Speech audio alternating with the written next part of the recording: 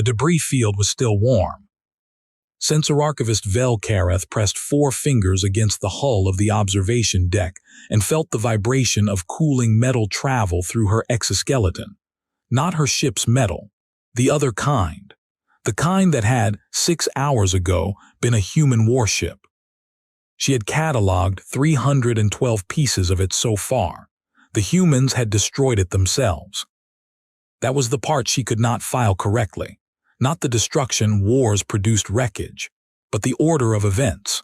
The humans had received the Conclave's ultimatum, conferred among themselves for exactly 47 minutes, and then, without negotiation, without counter-proposal, without the biological distress signals, her instruments were designed to detect insapient creatures facing extinction pressure. They had opened fire on their own fleet. Voluntarily. Velkareth pulled her fingers from the hull. The vibration didn't stop. She realized with a slowness that felt like drowning that the vibration wasn't coming from the debris at all. It was coming from somewhere much farther away. And it was getting stronger. 3 months earlier, the Conclave of Settled Worlds had presented humanity with what every member species described as a mercy. The logic was clean, the way that mathematics is clean, precise, bounded, undeniable.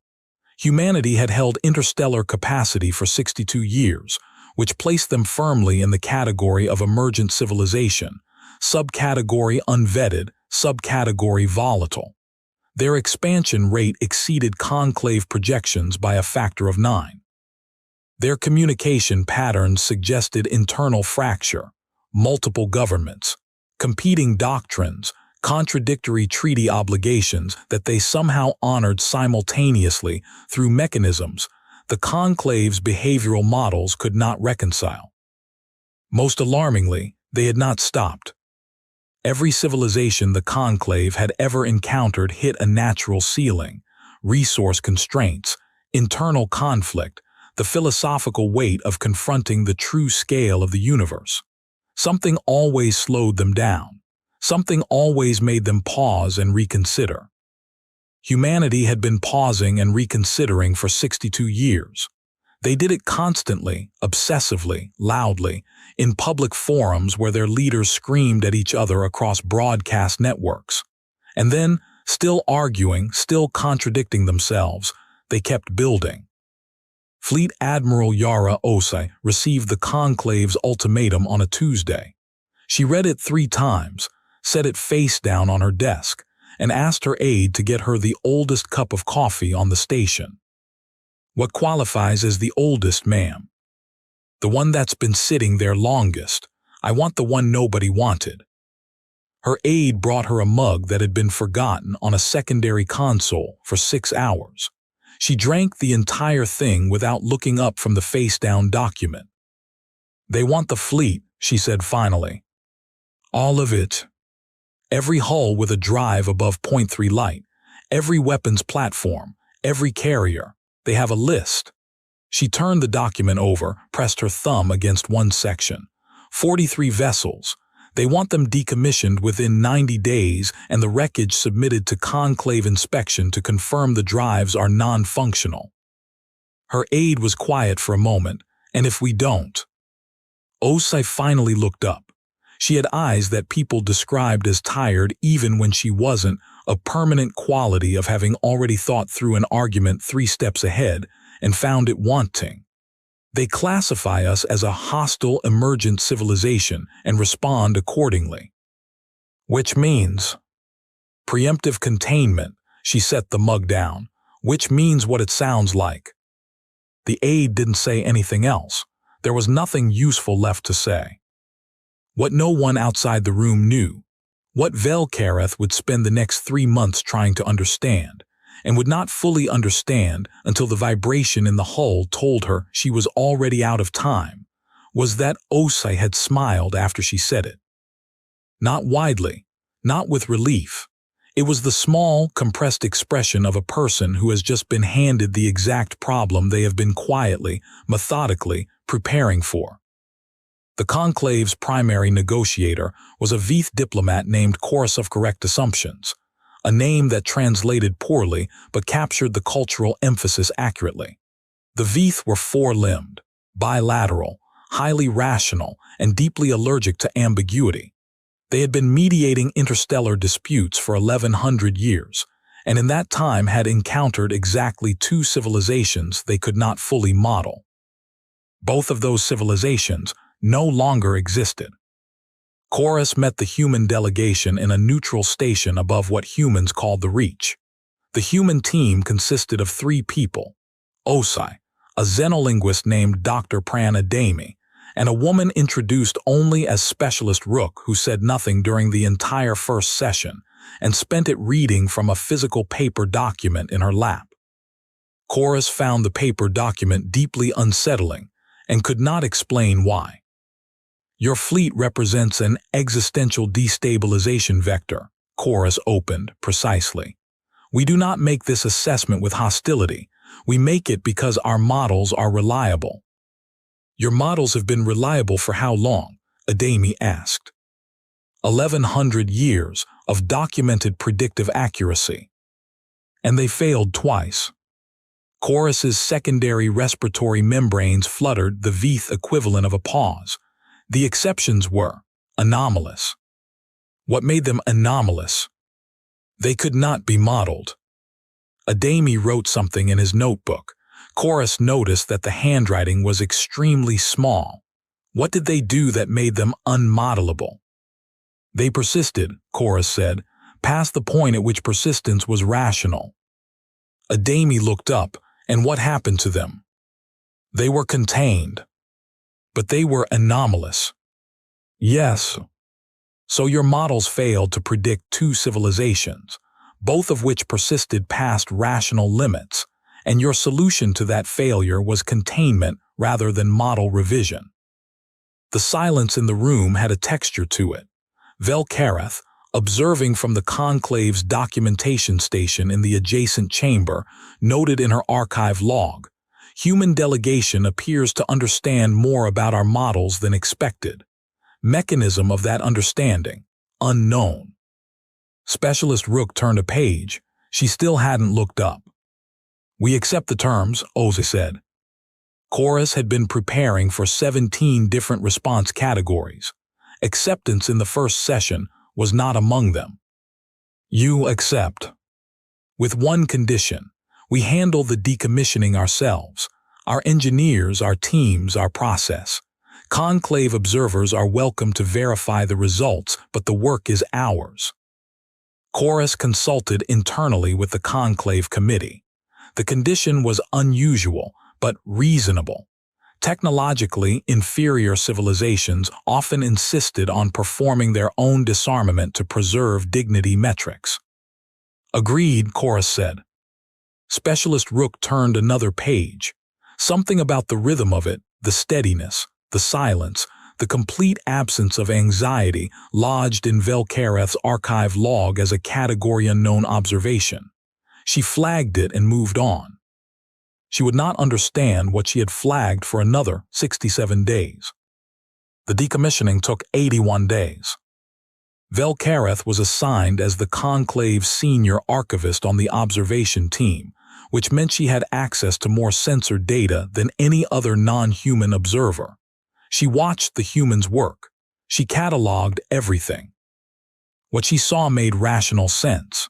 Humans boarded their own warships in crews of 40 to 60, stripped the drive cores, cut the weapon mounts, and vented the reactors in controlled sequences that left the hulls as inert, cold debris. They were methodical. They were precise. They did not protest. "They're grieving," her assistant archivist noted on day 31. A young Veeth named Trill, still in his first century, prone to anthropological overreach. "Biological organisms display stress responses during high-stakes operations," Velkareth corrected. "Don't assign sentiment to process." One of the human engineers stopped working for 11 minutes on Vessel 7, just stood at the outer hull, didn't move. Mechanical fault assessment, rest interval, thermal regulation. He was pressing his forehead against the hull. Velkareth added it to the archive. Category: Behavioral Anomaly. Subcategory: Unresolved. On day 44, she attempted a direct interview with one of the human crew chiefs, a man named Tors, who was responsible for the drive stripping on the carrier * Permanent Winter. "How do you feel about what you're doing?" she asked. She had been briefed that direct emotional inquiries produce the most data-rich responses in human subjects. Tors looked at her for a moment. He had the kind of face that had been somewhere difficult and then come back and never quite finished the return trip. "I feel like I'm doing my job," he said. "And your job is to destroy your fleet." "My job is to do what Admiral Osai tells me." "And if Admiral Osai told you to do something you believed was wrong?" He smiled. It was not a comfortable smile. "Then I'd do it anyway and argue about it after." "That seems irrational." "Yeah," Tors said, picking up his cutting tool. "We get that a lot." He went back to work.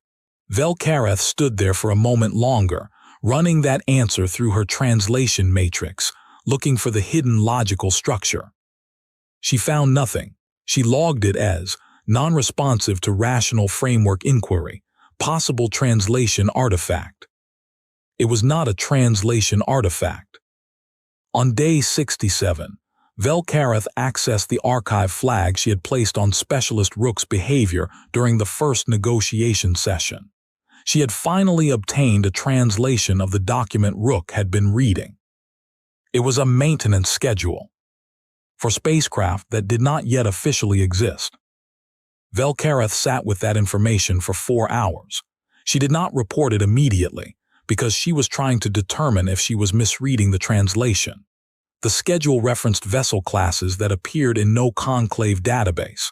The maintenance intervals were spaced across a timeline that extended 18 months beyond the current date, and the document was worn creased, annotated in at least 3 different hands, as if it had been consulted regularly for a long time. She pulled the timestamp on the document's paper grain analysis. It was 14 months old. 14 months before the conclave had even issued the ultimatum. Velkareth opened her communication channel to Chorus of Correct Assumptions, and then closed it without transmitting. She sat in the archive room with the document data on her screen, and she felt something that her species rarely felt and her training actively discouraged. She felt afraid.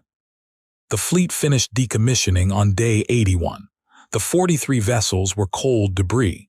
Conclave inspection confirmed every drive was non-functional, every weapon mount was severed, every hull was inert. The humans had done exactly what they promised.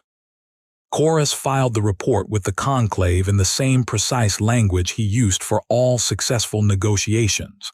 Compliance achieved, threat vector eliminated, civilization reclassified from volatile emergent to supervised developing, monitoring to continue at reduced frequency. Reduced frequency. Velkareth read that line and felt the cold spread from her chest to her secondary limbs. She transmitted a priority message to Chorus directly. Request review of monitoring schedule. I have flagged documentation that requires. The reply came in 40 minutes. Archive concerns are noted. Monitoring schedule is standardized per protocol. Reclassification is final. Well done on thorough documentation. She stared at the screen. Then she stared at the debris field outside her observation deck. 31 days after the final decommissioning, she was still here, still cataloging because she was thorough by nature and because something kept making her want to stay. The debris was cooling. The hull was vibrating. And that was when she understood what the maintenance schedule meant. Not the contents, not the vessel classes or the intervals or the 3 sets of handwriting. The meaning. The real meaning, which lived not in what the document said, but in why it existed at all 14 months before there was any reason to create it. Admiral Osa had known the ultimatum was coming. She had known before the conclave sent it. She had known, and she had not tried to prevent it. She had not tried to negotiate it away or build political pressure to avoid it. She had read it before it arrived, put it face down on a desk that wasn't her desk yet, and started preparing for a world in which the fleet was gone. She had accepted the terms before the terms existed. The vibration in the hull increased. "Trill," Velkareth said without turning from the viewport. "Pull long-range sensor data, everything beyond the debris field, maximum range." "That's a large query. What am I looking for?" "I don't know yet." A pause. "Things that shouldn't be there." Trill was quiet for 30 seconds. Then, "Velkareth, I'm getting mass readings." "How many?" Another pause. Longer. She could hear him recalibrating the sensor because the first result had seemed wrong. "All of them," he said. "I'm getting all of them." The Conclave's emergency session convened in 11 minutes, which was the fastest in recorded history. The previous record had stood for 600 years. The sensor data was not ambiguous. 219 vessels were emerging from what should have been empty space, from a transit corridor that Conclave charts listed as surveyed, stable, uninhabited. The ships did not match any classification in the Conclave database. They were large, they were accelerating, and they were broadcasting on a human emergency frequency. Not a military frequency, an emergency frequency. Chorus of correct assumptions stood in the session chamber and looked at the data and experienced something his 1100 years of Conclave records described as extremely rare in Veith elder diplomats. Total model collapse. "They built them," someone said. From the chamber, he didn't register who. "In 18 months, another voice added, "while we were watching the decommissioning." "While we were watching the asterisk decommissioning," Chorus repeated softly to no one. He was running the timeline. The document Velkareth had flagged, 14 months old.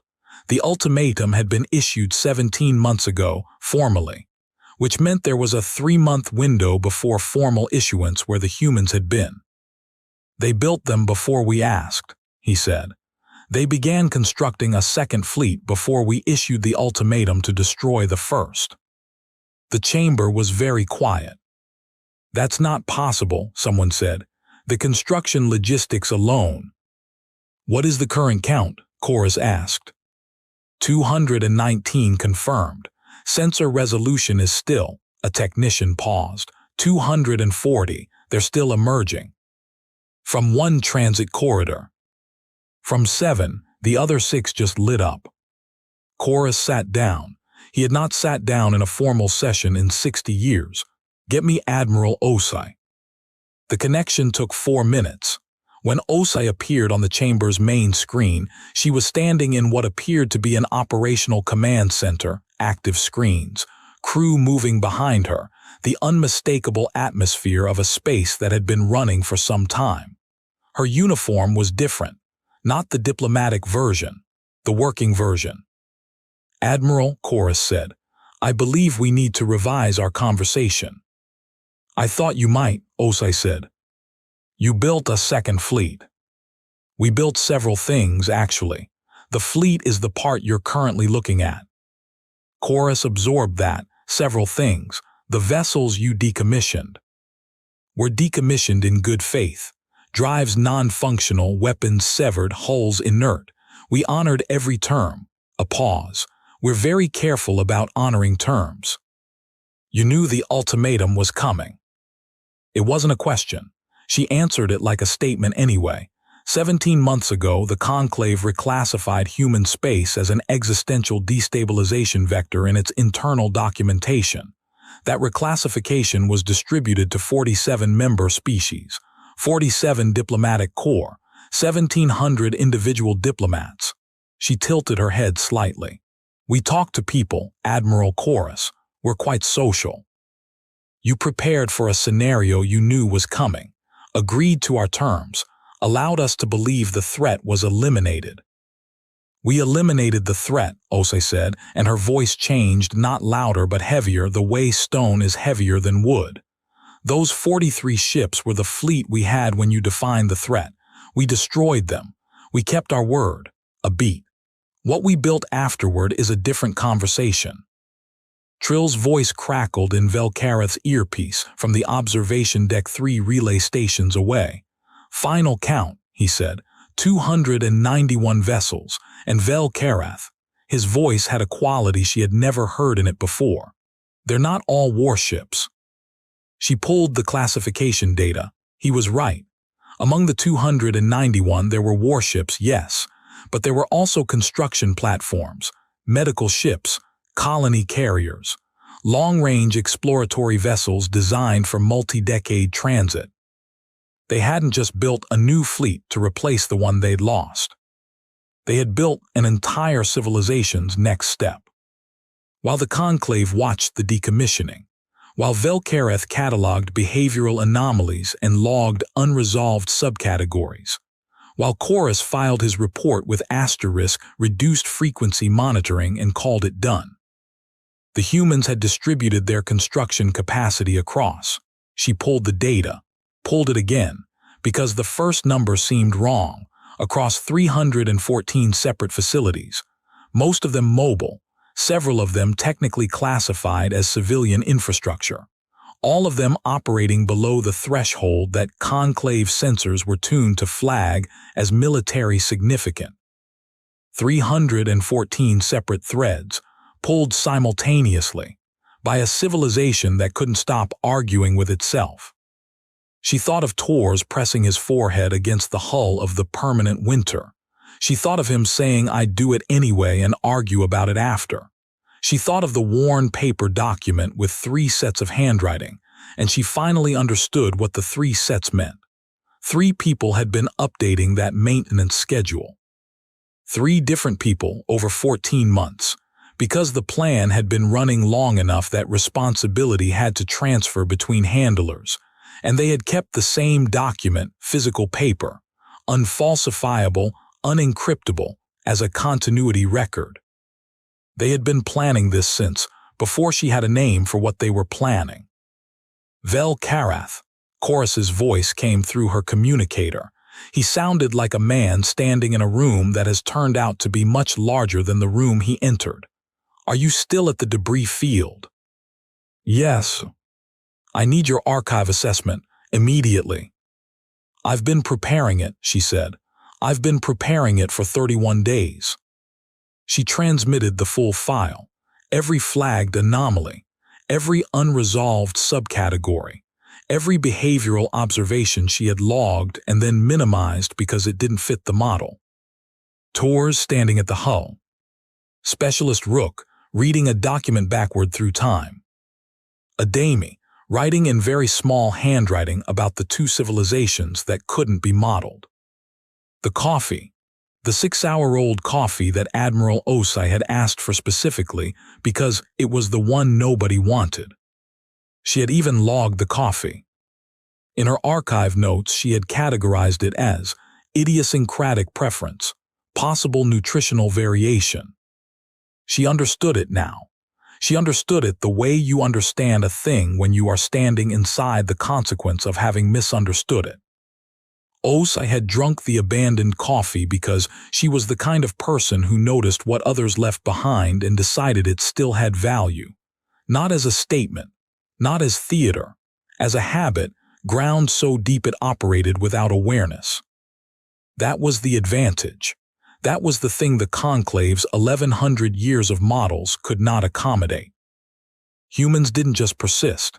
They persisted while simultaneously doing 14 other things. They argued while they built. They grieved while they planned.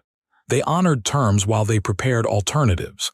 They drank cold coffee and wrote maintenance schedules for ships they hadn't built yet, and they did all of it at once, all of it interpenetrating, nothing fully separated from anything else, because they could not stop themselves from doing it. They were not irrational.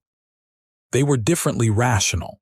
A rationality that ran on multiple tracks simultaneously, that built contingency into its baseline, that treated every agreement as one layer of a situation rather than the whole situation, not dishonestly, but structurally. They could not conceive of a reality where a plan had only one layer. It wasn't strategic genius, it was how they were built. On the emergency channel, Chorus was still talking to Osai. Velkareth monitored the exchange while she finished her archive submission. "What do you want?" Chorus asked. "You have leverage we did not anticipate. What is it for?" "Nothing right now," Osai said. "That is not an answer." "It is," she said. "We built the fleet because we build things. We'll build more things after this. We want the same thing we've always wanted to keep going." She paused. "And we'd like to stop having that classified as a threat." 291 vessels emerging from transit corridors, you mapped without our knowledge constitute. "A capability," Osai finished. "Not an action. We haven't done anything. We're just here." "The Conclave cannot simply accept." "You contained two civilizations that couldn't be modeled," Adami said. He stepped into the frame beside Osai without warning. Velkareth recognized him immediately. He had his notebook. "What happened to them isn't in the public Conclave record, but we have some reconstruction. Do you want to tell us what they did that triggered containment?" Chorus went very still. "That information is—" "They stopped," Adami said quietly. "Didn't they? Your models failed them the same way they failed us. The models said they would stop and they didn't stop, and when the Conclave applied containment pressure, the other two species did the thing your models were built to prevent. They escalated. A beat. We're not escalating, we're talking to you. We already destroyed the fleet you asked us to destroy. We're just also here." The silence lasted long enough that Velkareth's secondary heart cycle completed twice. "What are you suggesting?" Chorus asked. "Revised modeling," Adami said. "We've been watching the Conclave's framework for 17 months. We have some thoughts." Chorus looked at the screen for a long moment. Velkareth could see the precise moment his internal model attempted to categorize the situation and found no available category. He said, "I'm listening." It was the first time in 600 years that the Conclave had said those words to a developing civilization.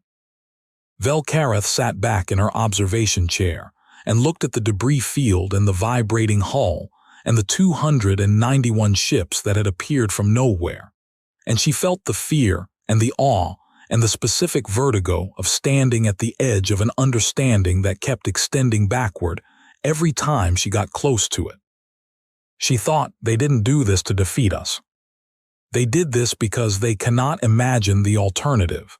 They literally cannot build a model of the future in which they don't keep going. It's not strategy. It's not defiance. It's constitutional.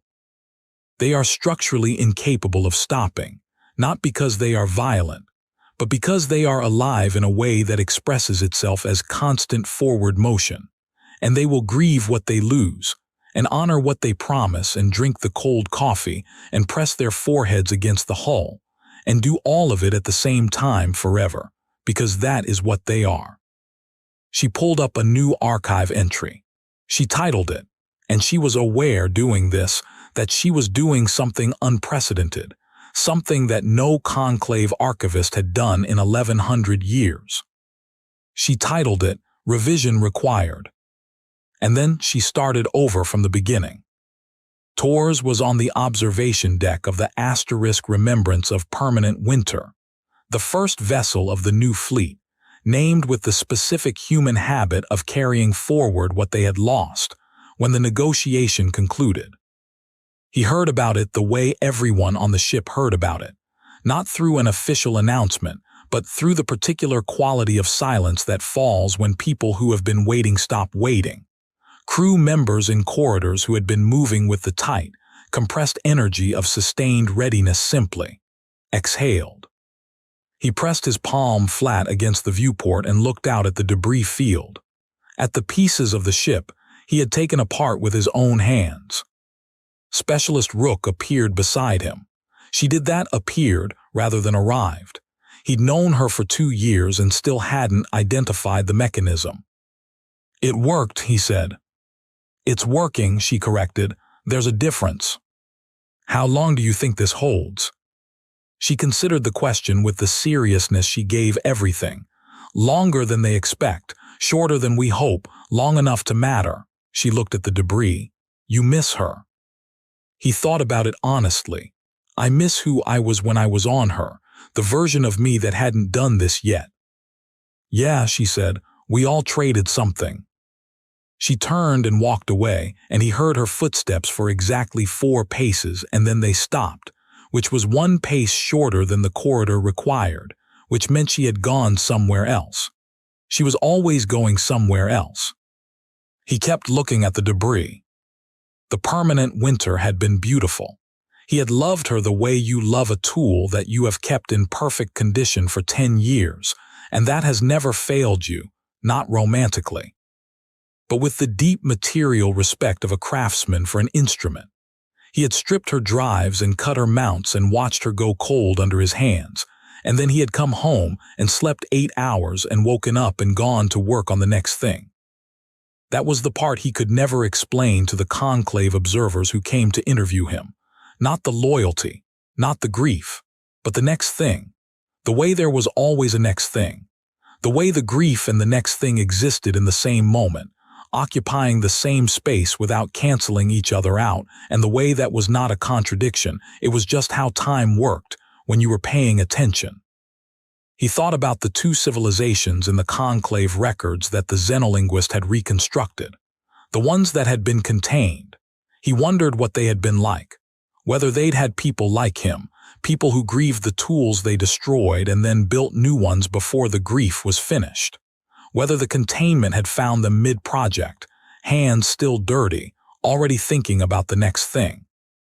He hoped, in the way you hope for strangers across an uncrossable distance, that they had died mid-project.